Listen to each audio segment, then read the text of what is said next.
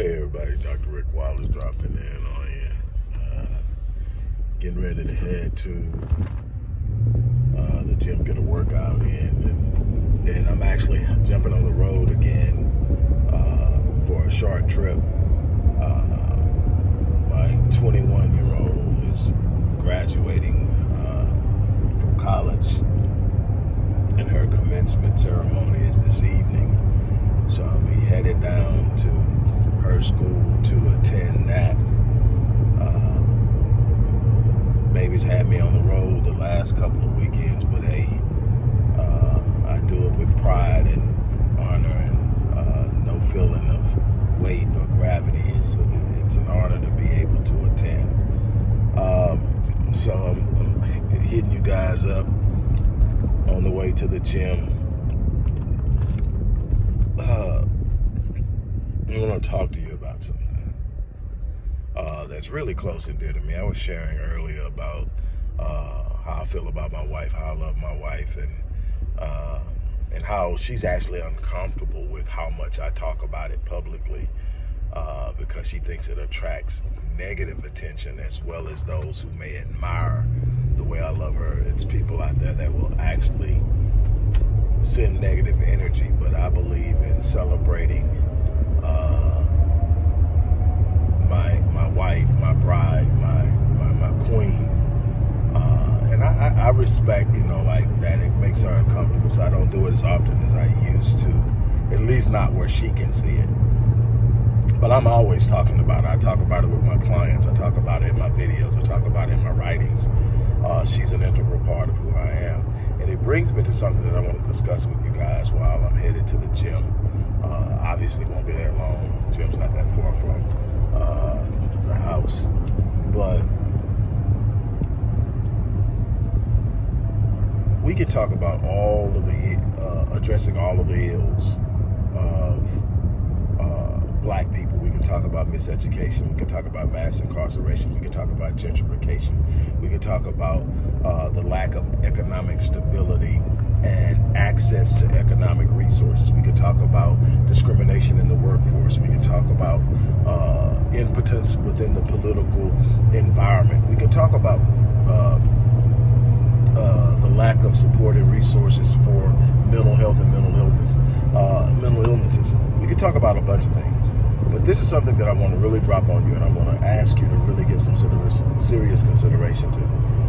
Until we address the ills between the black man and the black woman, until we get to the point where it's almost naturally expected that black men are going to seek out and love on black women because they see the beauty, the power, the force, and the unparalleled, exceptional beauty and strength of the black woman, we're going to have a problem. Until we get black women out of the mindset that I don't need a man, we're going to have a problem. I posted earlier that I am still under the notion in an era and time in which there are so many mechanisms and machinations that are aimed at the black family for the purpose of destruction and disruption. My notion remains that the most radical thing, the most radically and powerful and reforming and revolutionary thing that a black man can do is love a black woman and love her unapologetically. Love her without explaining why he loves her. Love her with an intensity that's unbreakable and unshakable. Until we get to that point, there's still nothing any more revolutionary than that. And there's a reason for that. There's so much that comes out of that revolutionary act that literally, if you study history, you'll find that those who have sought to oppress us have feared the black man loving the black woman and covering the black woman and protecting the black woman, and the black woman sinking into and spiritually supporting the black man. And we as a people are going to have to learn the importance of that. We have become so individualized that we can see ourselves apart from one another.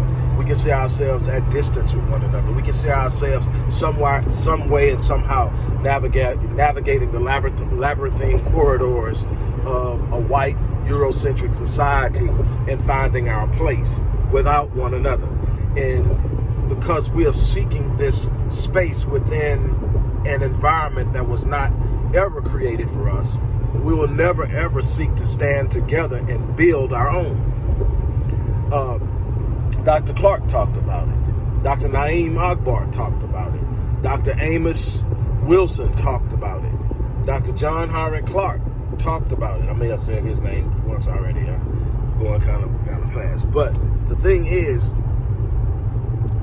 we have to understand that it is not in settling into a white Eurocentric idea of what is and assimilating into their dictation of what is and what isn't that we're going to find ourselves. It's not in becoming compliant that we're going to find ourselves. It is in the understanding and the action of building our own and creating our own and standing on our own that we are going to find true power and connectivity. That begins with the black man loving the black woman. And yes, the black woman needs to love the black man, but we've got to make that move. We got to become that. We've got to stop resisting it. We've got to stop making up excuses. We've got to stop looking behind us and pointing fingers. We've got to look in front of us and with great intensity make up in our minds that we're going to love one another.